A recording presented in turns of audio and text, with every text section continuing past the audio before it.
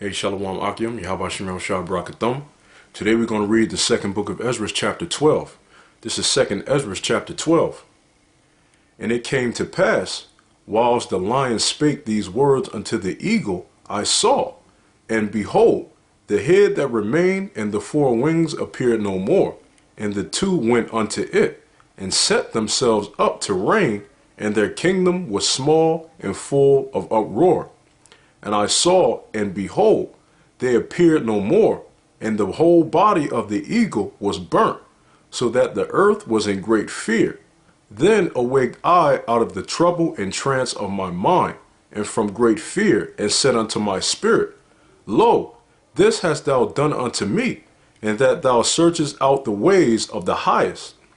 Lo, yet am I weary in my mind, and very weak in my spirit, and little strength is there in me, for the great fear wherewith I was affrighted this night. Therefore will I now beseech the highest, that he will comfort me unto the end. And I said, Lord that bearest rule, if I have found grace before thy sight, and if I am justified with thee before many others, and if my prayer indeed be come up before thy face, comfort me then, and shew me thy servant the interpretation and plain difference of this fearful vision, that thou mayest perfectly comfort my soul. For thou hast judged me worthy to shew me the last times. And he said unto me, This is the interpretation of the vision. The eagle whom thou sawest come up from the sea is the kingdom which was seen in the vision of thy brother Daniel, but it was not expounded unto him. Therefore now I declare it unto thee. Behold, the days will come that there shall rise up a kingdom upon earth, and it shall be feared above all the kingdoms that were before it. In the same shall 12 kings reign, one after another, whereof the second shall begin to reign, and shall have more time than any of the 12. And this do the 12 wings signify which thou sawest.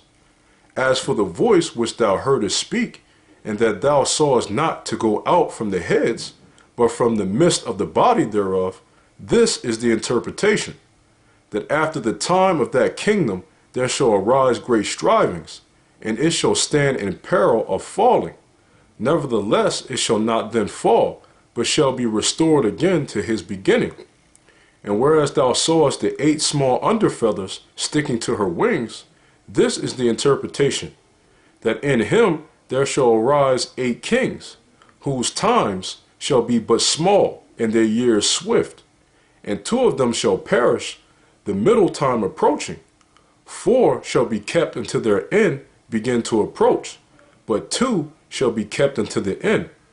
And whereas thou sawest 3 heads resting, this is the interpretation. In his last days shall the Most High raise up 3 kingdoms, and renew many things therein, and they shall have the dominion of the earth, and of those that dwell therein with much oppression, above all those that were before them. Therefore are they called the heads of the eagle. For these are they that shall accomplish his wickedness, and that shall finish his last end. And whereas thou sawest that the great head appeared no more, it signifieth that one of them shall die upon his bed, and yet with pain. For the 2 that remain shall be slain with the sword. For the sword of the one shall devour the other, but at the last shall he fall through the sword himself.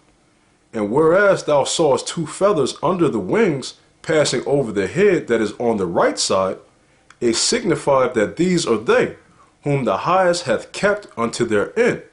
This is the small kingdom, and full of trouble, as thou sawest. And the lion whom thou sawest rising up out of the wood, and roaring, and speaking to the eagle, and rebuking her for her unrighteousness with all the words which thou hast heard, this is the anointed, which the highest hath kept for them and for their wickedness unto the end. He shall reprove them, and shall upbraid them with their cruelty.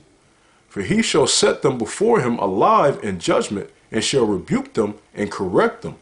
For the rest of my people shall he deliver with mercy, those that have been preserved upon my borders, and he shall make them joyful until the coming of the day of judgment, whereof I have spoken unto thee from the beginning.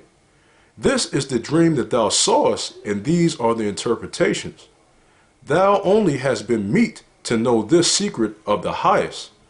Therefore write all these things that thou hast seen in a book, and hide them, and teach them to the wise of the people, whose hearts thou knowest may comprehend and keep these secrets. But wait thou here thyself yet 7 days more, that it may be shewed thee whatsoever it pleaseth the highest to declare unto thee. And with that he went his way. And it came to pass, when all the people saw that the 7 days were past, and I not come again into the city, they gathered them all together, from the least unto the greatest, and came unto me and said, What have we offended thee? And what evil have we done against thee, that thou forsakest us, and sittest here in this place? For of all the prophets thou only art left us, as a cluster of the vintage, and as a candle in a dark place, and as a haven or ship preserved from the tempest. Are not the evils which are come to us sufficient? If thou shalt forsake us, how much better had it been for us if we also had been burned in the midst of Sion? For we are not better than they that died there. And they wept with a loud voice. Then answered I them, and said, Be of good comfort, O Israel, and be not heavy, thou house of Jacob. For the highest have you in remembrance, and the mighty have not forgotten you in temptation.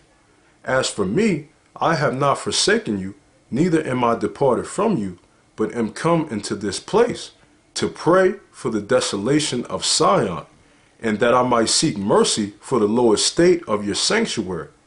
And now go your way home every man, and after these days will I come unto you. So the people went their way into the city, like as I commanded them. But I remained still in the field 7 days, as the angel commanded me, and did eat only in those days of the flowers of the field, and had my meat of the herbs. That's the book of 2nd Esdras, chapter 12. Yahweh Shem Shai Barakathum, and as always, double shalom.